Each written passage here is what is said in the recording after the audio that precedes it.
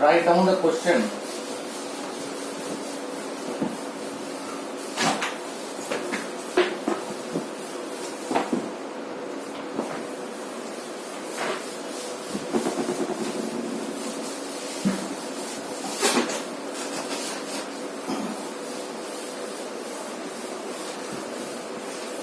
Now write down the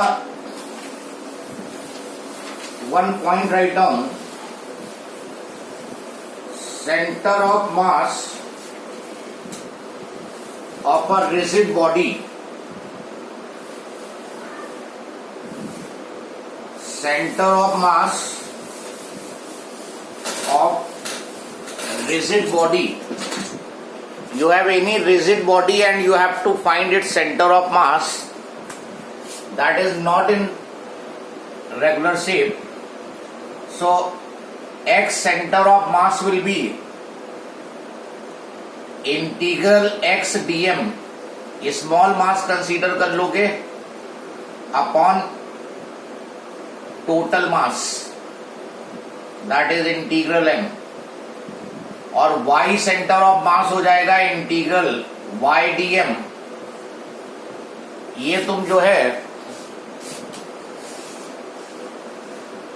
एक limit से दूसरी लिमिट इंटीग्रेट कर दोगे दोनों को, and you will be getting the centre of mass of the rigid body. इनकी जरूरत नहीं पड़ेगी but you should no.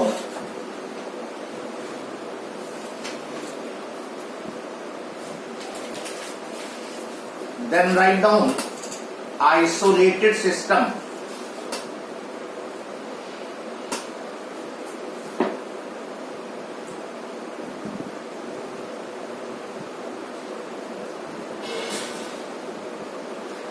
It is the system on which no net external force is acting.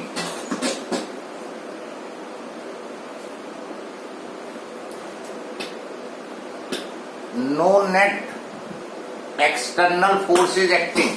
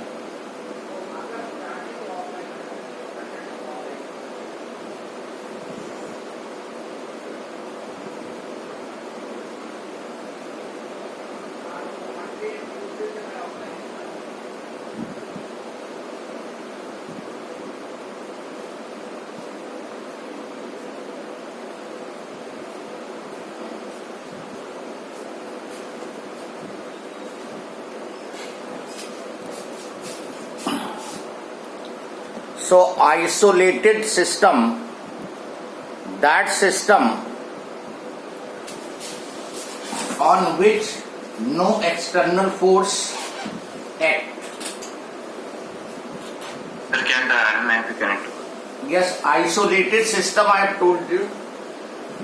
Isolated system is that system on which no external force will be acting. अगर external force act नहीं कर रहा है तो system को हम isolated system बोलेंगे. इसी में नेक्स्ट लाइन में लिखो the centre of mass of an isolated system. Centre of mass of an isolated system move with constant velocity.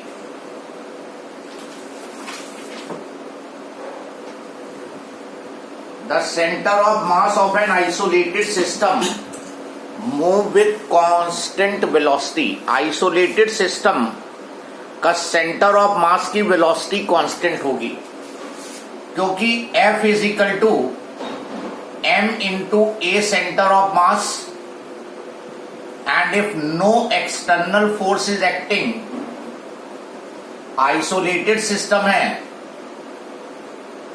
for isolated system no external force will be acting, और जब external force नहीं होगा तो F को 0 कर दोगे। Isolated system वो system होगा जिसपे बाहर से कोई एक्सटर्नल फोर्स एक्ट नहीं करेगा, तो F को 0 कर दोगे तो 0 is equal to m into a C M. तो एक्सेलरेशन जो है वो 0 आ जाएगा, और एक्सेलरेशन 0 का मतलब वेलोसिटी सेंटर ऑफ मास की कांस्टेंट हो जाएगी। अगर वेलोसिटी कांस्टेंट है तो एक्सेलरेशन जो है वो 0 होगा।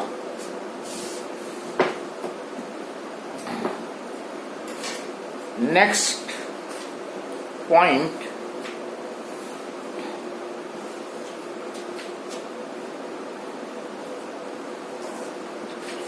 The centre of mass of regular bodies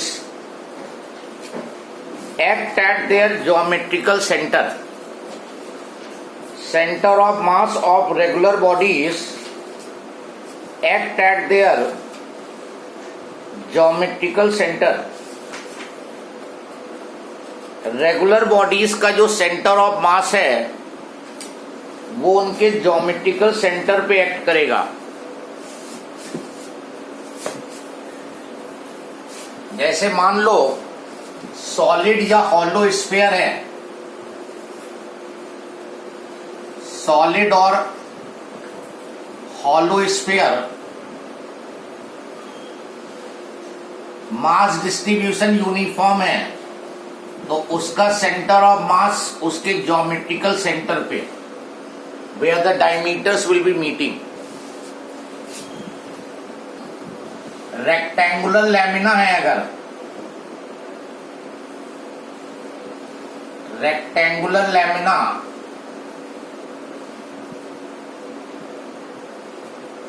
तो इसका सेंटर ऑफ मास यहां पे इसके डायगोनल मीट करेंगे, this is the centre of mass.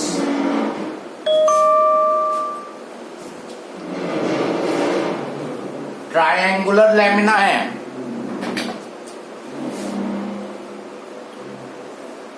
Triangular lamina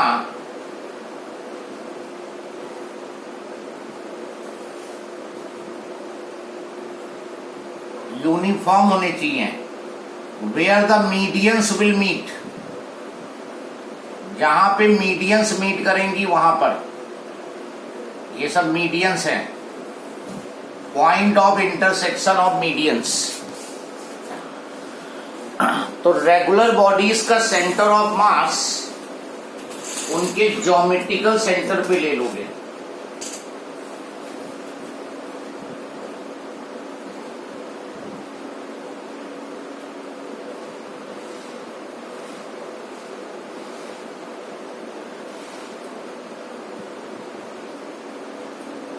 then next question लिखो,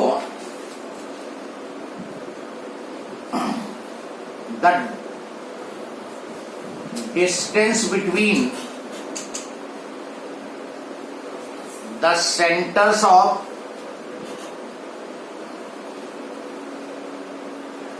carbon and oxygen atoms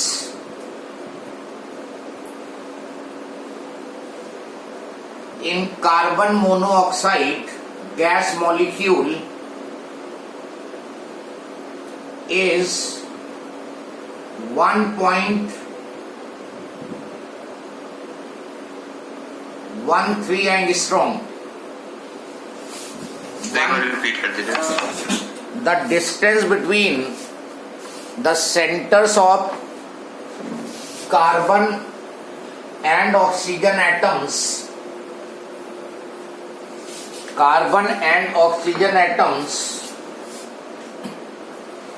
in carbon monoxide gas molecule is 1.13 angstrom.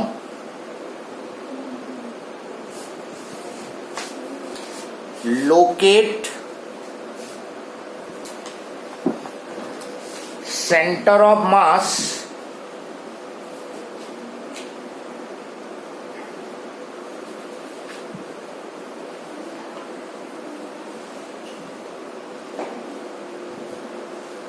of the molecule relative to carbon atom. Locate the center of mass of the molecule relative to carbon atom. तो carbon monoxide molecule that is CO. तो ये carbon atom हो गया, ये oxygen atom हो गया, और इनके बीच की डिस्टेंस 1.13 एंगस्ट्रॉम है. Try this.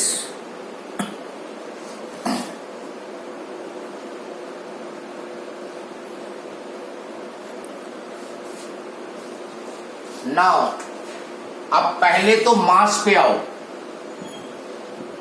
कार्बन का मास 6m लोगे तो ऑक्सीजन का मास जो है 16m होगा. इसका 12m और इसका 16m. कार्बन होता है 6C12 और ऑक्सीजन होता है 8O16. मॉलिक्यूलर मास जो है, मास नंबर जो है कार्बन का 12 है और इसका 16 है. तो अगर कार्बन का तुम 12m लोगे तो इसका 16m होगा. और इसको ओरिजिन ले लो, ये ओरिजिन ले लो 0,0 x1 y1. बताओ इसका x2 y2 बोलो कितना होगा. यस, x2 y2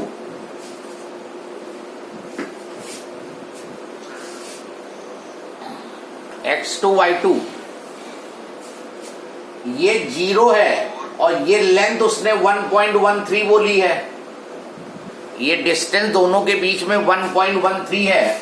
तो x एक्सिस में ऑक्सीजन की डिस्टेंस 1.13 एंगस्ट्रॉम हो गई और y में कुछ होगा नहीं तो y 0 रहेगा.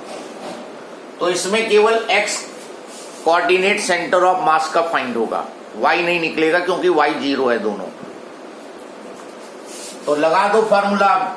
x centre of mass is m1 x1 plus m2 x2 upon m1 plus m2. इसको अप्लाई कर दो तो डिस्टेंस पता चल जाएगी. कार्बन से कितनी डिस्टेंस पे इसका सेंटर ऑफ मास होगा. क्लियर. ये Raghav, Dhruv and Priya, yesterday you have not returned after disconnection.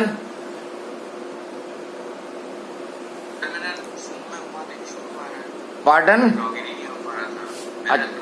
अच्छा, ये मालूम है ना कि एक बार डिस्कनेक्ट 40 मिनट्स के बाद ऑटोमेटिकली हो जाता है, फिर तुम्हें कनेक्ट करना पड़ता है. बस ठीक, ओके. हाँ, वो 40 मिनट्स के टाइम के बाद वो डिस्कनेक्ट हो जाता है, फिर कनेक्ट करना होगा. तो इसको कैलकुलेट कर दो. पार्डन, मैंने कनेक्ट करा था. तुमने किया था. Okay, sorry. m1 हो गया 12m और x1 हो गया 0, m2 हो गया 16m और x2 1.13. अब ये एंगस्ट्रॉम में है तो आंसर एंगस्ट्रॉम में ही आएगा. और ये 12m प्लस 16m, ये तो 0 हो गया. अब इसको सॉल्व कर लो. 16m into 1.13 divided by 28m. mm cancel हो जाएगा और इसको सॉल्व कर लोगे. That will be the distance in angstrom of centre of mass from carbon atom. Carbon से डिस्टेंस आ जाएगी क्योंकि y कोऑर्डिनेट इसमें होना नहीं है.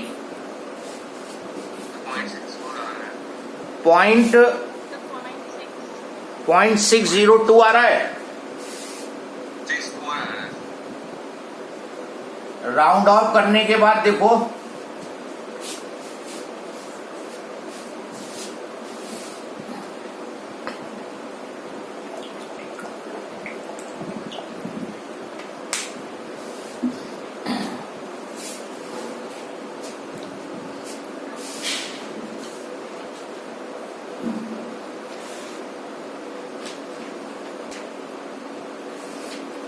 Next question.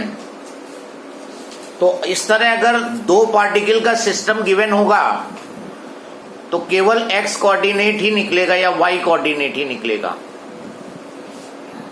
Then very important question, 3 identical spheres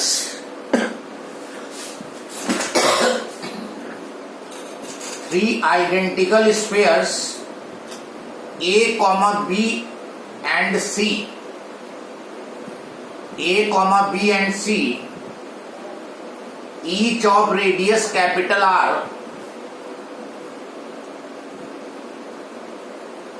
are placed touching one another on a horizontal table.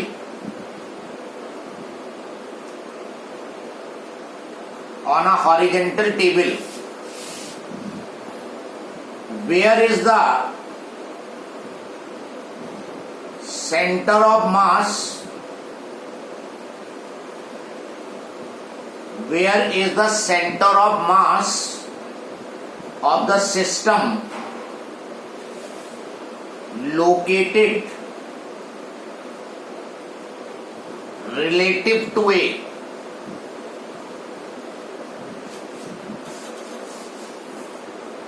Three identical spheres A, B and C, each of radius capital R, are placed touching one another on a horizontal table. Where is the center of mass of the system located relative to A? Yes, draw the diagram first. Draw 3 spheres, identical, same mass, same size and touching each other. Diagram बनाओ.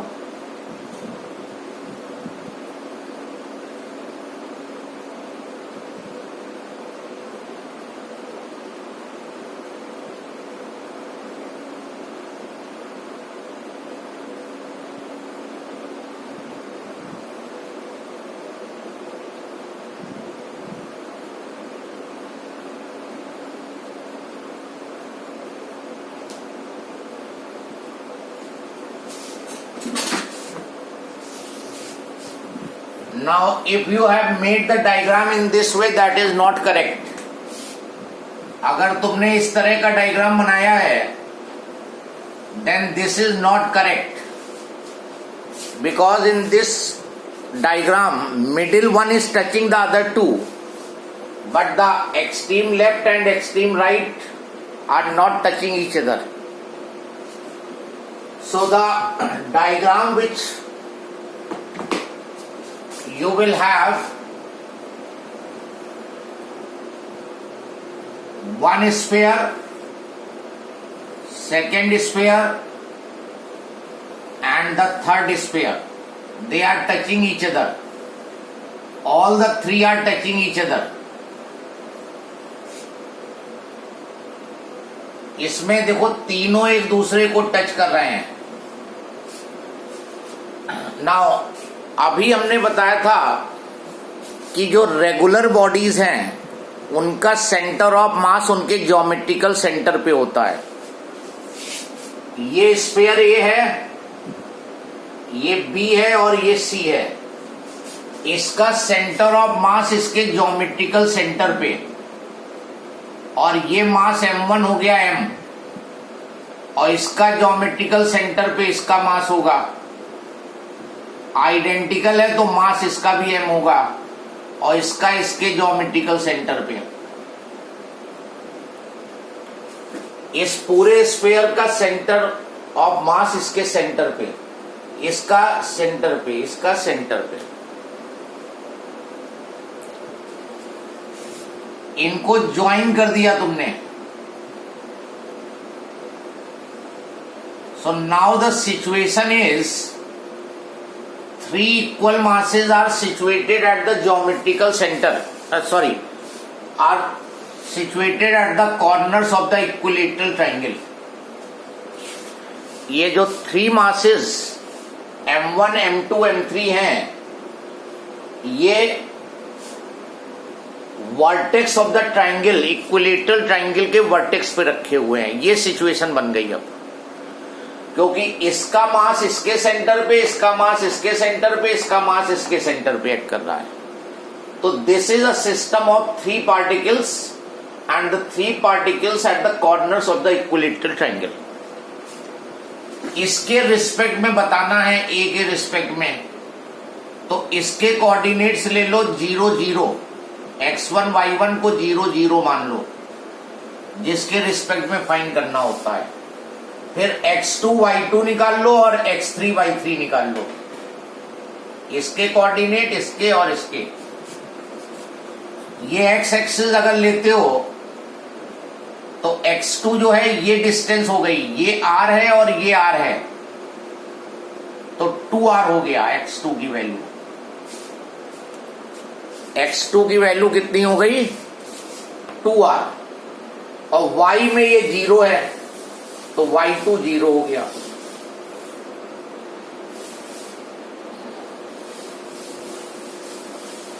किसी को doubt हो तो बोलो। y axis में distance है नहीं, तो ये 0 हो गया। x में यहां से यहां तक 2r हुआ। अब यहां से अगर परपेंडिकुलर ड्रॉप करोगे तो ये बाइसेक्ट करता है, तो x में ये डिस्टेंस हुई x3। x3 जो है ये डिस्टेंस है और ये डिस्टेंस इसके बराबर है, तो x3 तो r हो गया। और y3 ये डिस्टेंस है, दिस वन, ये तुम्हारा 2r है और ये r है, तो अंडर रूट 2r का होल स्क्वायर माइनस r का होल स्क्वायर, रूट 3r। तो इसके कोऑर्डिनेट y कोऑर्डिनेट हो गया रूट 3r। तो ये तुम्हारे x1, y1, x2, y2 और x3, y3 आ गया।